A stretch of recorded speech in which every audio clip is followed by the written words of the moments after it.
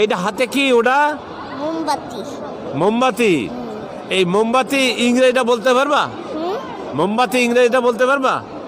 Candle. ধন্যবাদ তোমাকে মোমবাতি ইংরেজিটা বলার জন্য। ক্যান্ডেল। মোমবাতিটা কি কাজে লাগে? কারেন্ট চলে গেলে লাগে। কারেন্ট চলে গেলে। তো এখানে তো কারেন্ট আছে, এখানে কি জন্য নিয়ে আসছো? আমি জানি না। তুমি জানো না?